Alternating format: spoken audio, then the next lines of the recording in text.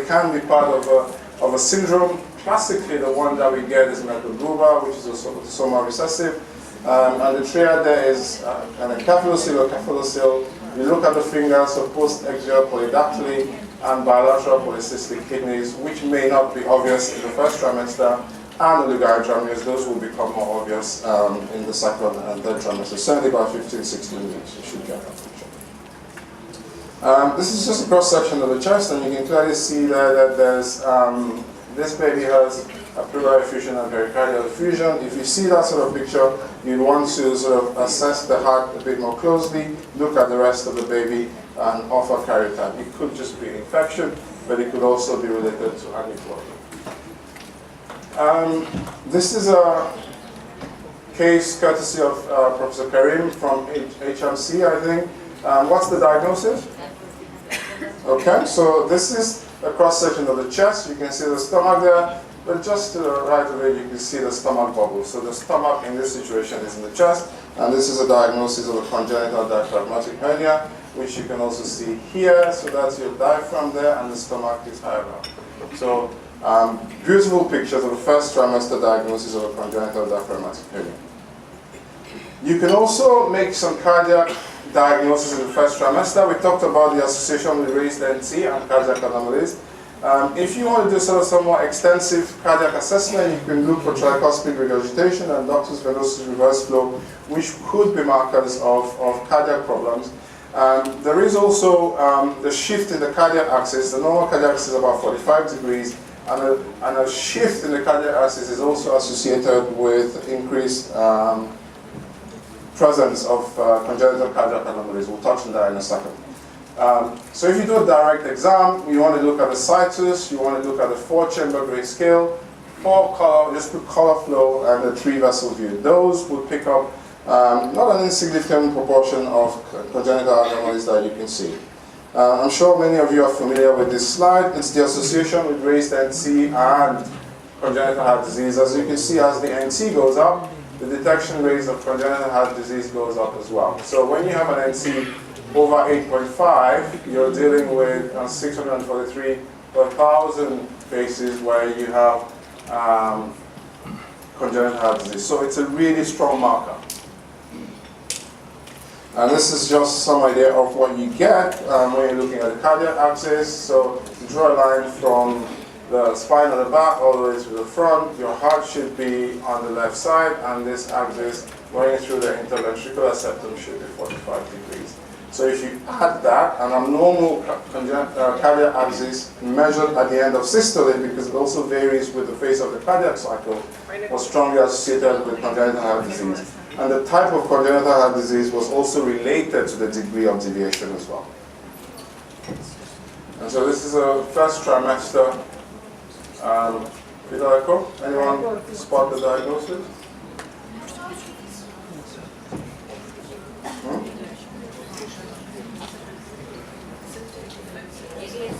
Yeah.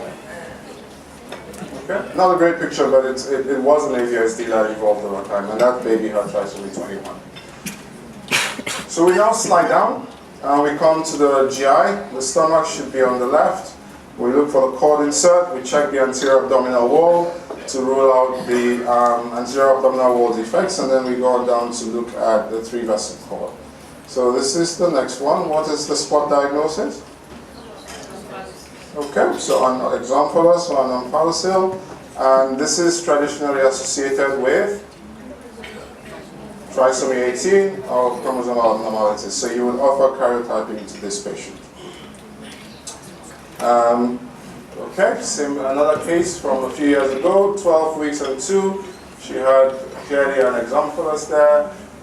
The karyotyping was normal. I think there is some debate about the ones which have a worse prognosis, the ones that are smaller or the ones that are bigger. Traditionally, we always thought the smaller ones have a worse prognosis. But I saw a more recent paper that looked from Germany that looked at about 60 in each arm, and the outcomes were very similar. But traditionally, we still think the ones that are smaller have slightly worse outcomes. And as against this, what is this? Okay, so this is the gastroschisis. It's important, obviously, to distinguish the two because one is associated with chromosomal abnormalities. the other one isn't. Okay? This typically occurs in younger girls, not associated with congenital, with other malformations or aneuploidy. They tend to be smaller, and they also go into preterm labor classically. So it's something, and also they need to deliver in a center where the baby can be looked after. So there are benefits in terms of making the diagnosis. So if we slide down further, we come on to the genitourinary tract, and we look for the bladder. We put the color Doppler across the bladder to make sure that there's 3 vessels, and then in this case, you can see obviously that there's a very prominent bladder, and you measure the bladder length. And this is what we call megacystis. If the measurement is less than 7 millimeters, we consider that to be normal. If it's between 7 and 14 millimeters, if it's over 7 millimeters, then it's megacystis. But there is a distinguishing feature because you want to know what the outcome for that baby is. And if you have measurement over 14 millimeters, overall majority of them, 90% will have uropathies, as against 10% only with aneuploidy, whereas the middle group tend to have more aneuploidies proportionately. Uropathies less, and also majority of them are normal. So you would follow these patients up. And as you see here, 70% of those less than 14 millimeters will resolve spontaneously. So if you find this, you want to assess the rest of the baby. You want to measure it.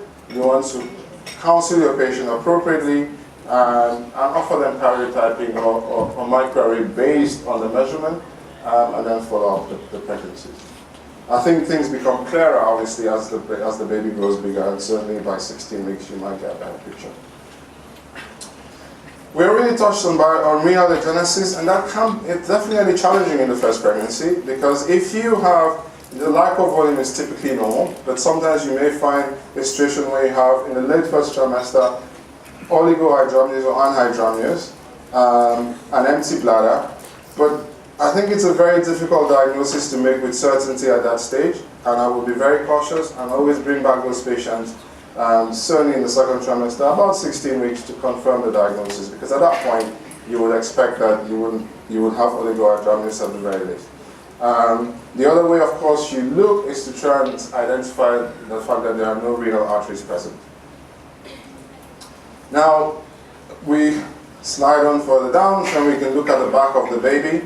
Ideally, the way to make a diagnosis of spina bifida is by direct visualization of the defect on the spine, because as we said already, your classic tell signs of the lemon-shaped head or the banana cerebellum are not there, and there are certain things that may raise your suspicion. If you've dated this pregnancy and the head circumference measures much smaller compared to the rest of the baby, the abdominal circumference and the femur length, that should make you worry about it, number one. So if you look at the head, you can sometimes start seeing this narrowing of the frontal bones here, a small head circumference, and there's some other features that we'll talk about later as well. If you take the head circumference of biparietal diameter to abdominal circumference ratio with a normal fetal line, that can also give you some sort of clue.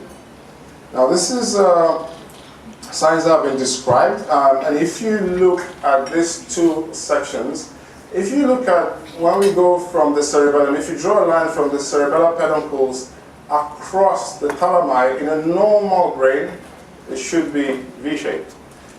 In this case, you can see it's more parallel.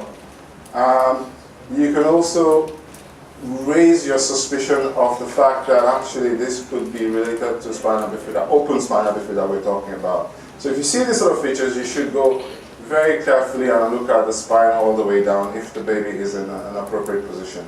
There are other signs that you may find what we call a dry brain, and that's because the CSF sort of drains out with the open defect as well. So these are all subtle signs that should raise your index of suspicion. The other sign that's described, again by Rabbi Shawi, is, and his team, is what we call the intracranial translucency. So in that section where you're looking at the NT, you can see this area here, which is described as the intracranial translucency. In cases of open spina bifida, it's absent or collapsed. But it's a whole differential of possible causes. Okay, it can be transient, it can be related to aneuploidy. It could be a Blake pouch cyst, it could be a Dante Walker variant or Omphalocele. So there's a whole host of things that you should look out for and keep a very close eye on that baby. Certainly you'll want to scan that baby again in a few weeks' time just to get a clearer impression. And if you see it in this two pictures, you can see that the intracranial translucency, certainly you can't see on the picture on your right, and this baby had an open spinal defect. And as we slide down, we can go down to the limbs and the skeletons. This is probably the most ideal time because the hands and the feet are floating around and you get the best views in the first trimester. And as far back as 1992, Timotish and a group described that you could identify lip abnormalities from transvaginal ultrasound from 9 weeks gestation. And up to 90% of fetal limb structures can be seen in the first trimester. So ideal situation, ideal time to look for them. There's the whole range of possible things that you can pick up. In 2016, there's a large review of cases, and they were able to detect 82% of limb defects in the first trimester. Granted, it's very small numbers, as you can see. Okay. If you have multiple anomalies, then of course it's easier to predict, and that's probably because we're looking a lot more closely when we have multiple things that we're concerned about. In this paper out of St. George's in London, as far back as 2011, they were able to highlight the specific things that would raise your suspicion as to a possible diagnosis of skeletal abnormality. This included the raised NT, fetal hydrops, a small short femur, and the family history is also particularly important as well. So if you go on to this case, which is a case from the UK, from Leicester where I practiced, we had this lady who came in, Congenital imperfecta type 2, which as you may know is autosomal dominant inheritance 1 and 2. She had a previous termination for the same condition. And with a strong family history, her dad in the 50s was made a diagnosis of Charcot-Marie tooth, which is a peripheral neuropathy. Didn't have molecular studies, but the patient herself had no symptoms. So it was easy when we were scanning her and saw those findings that it was a recurrence of the same condition. Okay, so these are the limbs. You can see very short, bowed already, and the same thing with the hands, which are already sort of flexed and fully mineralized already at that stage. And then we go on to this. Anyone spot the diagnosis? What? Radial aplasia. Okay, so you can see quite clearly that baby's hand is in a very abnormal position, and this was a case of radial aplasia, which occurs in about 1 in 10,000 cases, half bilateral. 80% of cases are sporadic, 20% are hereditary. Can be associated with chromosomal abnormalities, again, so important to look. Other associations are with teratogens, single gene disorders, certainly with Opera microarray, and if they were carrying on with the pregnancy, they need to be obviously delivering in an appropriate setting. I wrote the diagnosis down here. What makes you think this is a case of serena?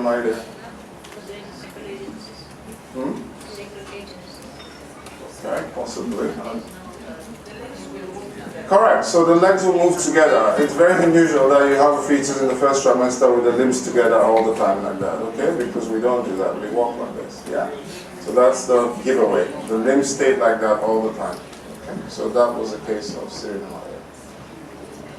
So, what kind of challenges do we have in terms of fetal non-chromosomal abnormalities at 11 to 13 weeks? This was a large review out of London, and they looked at retrospectively at 45,000 cases with a prevalence of abnormalities of 1.1. They were able to detect all the ones in the top group, the acranias, the lobar prokencephaly, the anterior abdominal wall defects, examples gastroschisis, megacystis, 5 to 50% detection rate of major heart defects, hand and foot anomalies, and diaphragmatic hernia, and slightly, obviously, a lot less ability to detect renal problems, as we already touched about, facial clefts, and spina bifida. So there's certainly a group where we should be able to pick up almost certainly all of those problems on first trimester scan. And that obviously has great benefits for the patient. This is just coming back to the paper I was talking about, which was published last month in the White Journal. And it's looking at the effectiveness of the 12 to 13 week scan for early diagnosis of congenital anomalies in a non-selected population in the era of cell-free fetal DNA. And basically what they did was to try and examine the proportion and type of congenital abnormalities, both chromosomal and structural, that you would pick up in the first trimester, compared with the traditional second trimester screen, which is the current strategy. And also to evaluate the false positive rates and look at what the parents ultimately decided. So the sonographers were offered extra training, and there was given a bit more extra time to carry out these scans.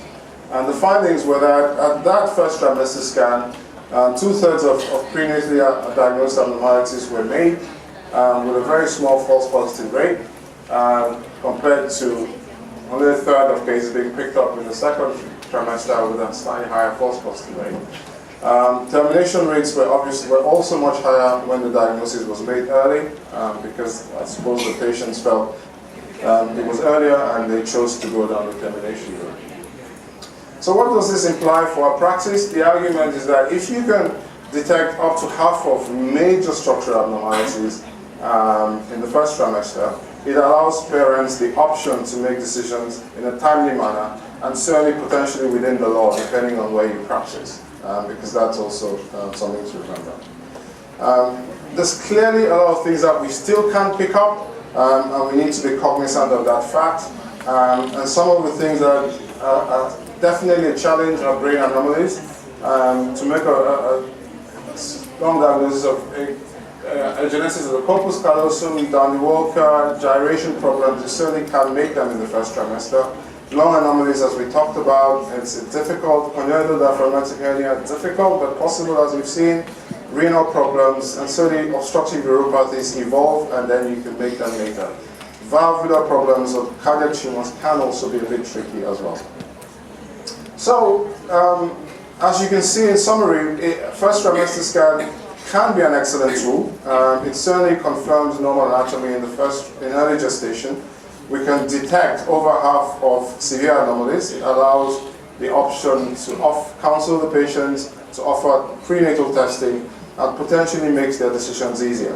So, NIPT, excellent if you're just talking about aneuploidy and sex chromosomes, but certainly doesn't give you the answer for the higher risk patients. This is a format for completing a first trimester scan. It's freely available on the ESOG website. It's systematic, and if you follow this, you'll find that we can certainly increase our pickup rate. I like this slide, which I borrowed from the Fetal Medicine Foundation website. It's a 12-week scan, and if you look, you will find that as it slides down, they've pretty much ruled out that this baby has any major anomalies, okay? So those are the orbits, as you can see. You slide down, you see the upper lip incredibly clearly.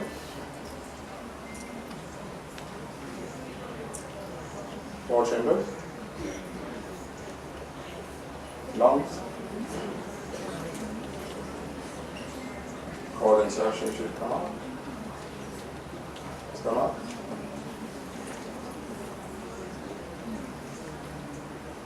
Kidneys at the back.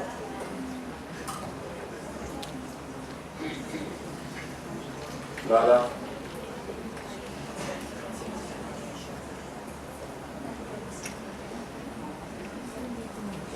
Overall baby. And placenta. So a nice less than 2 minute clip which confirms that that baby is completely normal. Okay. Thank you very much.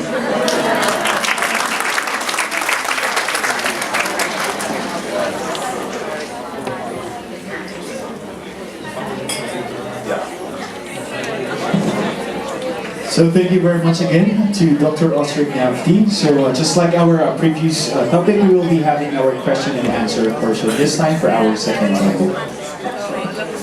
So maybe have a show of hands for those who have questions. Thank you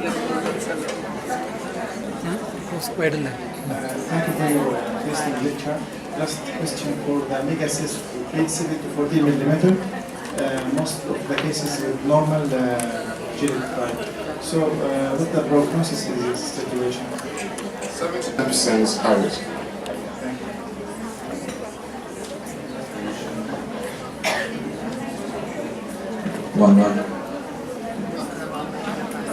The question is what is the prognosis for a congenital diaphragmatic hernia that is made in the first trimester?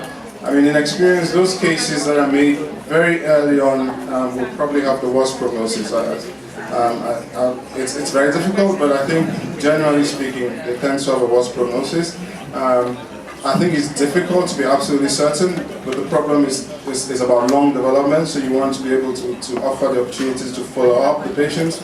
But in some cases, if you find the diagnosis and you explain to the parents, they might choose the termination of pregnancy, which is an option for them. What are your thoughts? Yeah. Normal. Yeah, I was hoping that you are not going to ask this question because only Osric, because you mentioned that I gave you the clip of this one, and I remember it was an early diagnosis at HMC, and for me it was just a congenital diaphragmatic hernia that was seen a bit earlier and where we don't know about the outcome, and maybe severe, maybe less severe. But usually when we see them at 20-22 weeks, we don't terminate pregnancy. This is, they have a survival rate of 50 to 70% if they... So, but this patient, because it was seen early, chose termination right away. And she had the termination in early pregnancy. And I was a bit surprised about the decision. Probably one of the first that were seen so early. It was definitively my first one, so at 12-13 weeks. That was normal, the karyotype was normal. And it was a bit surprising to me. Anyway, this is what my question, Osric, was, you showed us the last two clips, and I'm not sure about the first one where you go through the fetus transversal and you do all the diagnosis, but the second one was definitively done transvaginally. When you screen, usually we tend to do a trans-abdominal ultrasound, high BMI. I think, if you want really to exclude, it has to be done transvaginally, which in this region of the world is not straightforward, is not always accepted, is always a little bit difficult to say, I will, just do a better... What's your opinion on it, Zoe? I mean, I think that's absolutely right. You cannot do a transvaginal scan if the patient doesn't want that. Interestingly, if you look at the literature, and certainly from places where you get the best images tend to be from Israel, from Europe, where patients are quite relaxed about having a transvaginal scan. It is a challenge. I suspect if you have a patient with a very specific issues of high risk because of our past history, then it's probably a bit more important to emphasize the benefit of a transvaginal scan to get good views. But ultimately, the patient has to accept. You cannot If I may just comment on this, it's very important for Karima and Osric because they are new here. I can tell you, patients in Qatar are exactly the same like European patients. There is no difference whatsoever. It all depends on counseling and having a nice setup. If the patient have privacy, the nurse will put the probe, she will be covered, you will not see anything, you will just move with the probe. It is just a matter of counseling the patient. The problem is not actually the culture. The problem that they think can cause miscarriage. They think that the vagina scan can cause miscarriage. That is a problem, but not anything else. Right. And if you spend time and the main thing is to have a place where there is really privacy is maintained. Thank you. This is a question to Osric or to Karim. That diaphragmatic hernia, that lady, she was, you said, chromosome normal, right? So and she had an early diagnosis. So what's the prognosis if she decides not to do anything and go to term? It's a good prognosis, right? Yeah. So did you explain to them, to the party about it? Because then you just decide that she should be delivered in a center, special center, and then she has a surgery, right? Thank you. I think it's like any other abnormality that you pick up sometimes in the baby. And we may have, you could pick up a megacystis that's 7 to 14 millimeters. You counsel the patients very, very carefully. They have an invasive test, they see it's normal, they still want the termination of pregnancy. Now, I suppose there might be cultural and region-specific issues with that. But if that was in Europe and they had a megacystis and requested a termination of pregnancy, they would have a termination of pregnancy. So, although we make the diagnosis early and we feel that, okay, you could say there's a 50 to 70% possibility of a reasonable outcome, the patient may not be happy to accept the 30% probability of a problem. And it's difficult because as a physician, you guide the patient on their journey, but the decision ultimately is made by the parents. Just without going too much into this discussion, in Germany you can terminate the pregnancy before 14 weeks without any reason. You can just go to the gynecologist and say, I want to stop. And if you see a cleft lip or any anomaly, the threshold is much lower, so they will just... So I think I personally started, since we started to see everything, and we don't know about the natural history of the anomalies, you don't know exactly. I started to use first trimester mainly, in detail, not to pick up things, but to exclude major anomalies, and especially when there is a history of, let's say you have a patient who had the spina bifida, in her first pregnancy, she wants to be reassured, I will use the IT sign to reassure her. And tell her probably there is nothing, sorry. Absolutely right. You go around, like termination of pregnancy here. I mean, in Qatar. Okay. No, look, I tell you, but I need the mic that will not interrupt.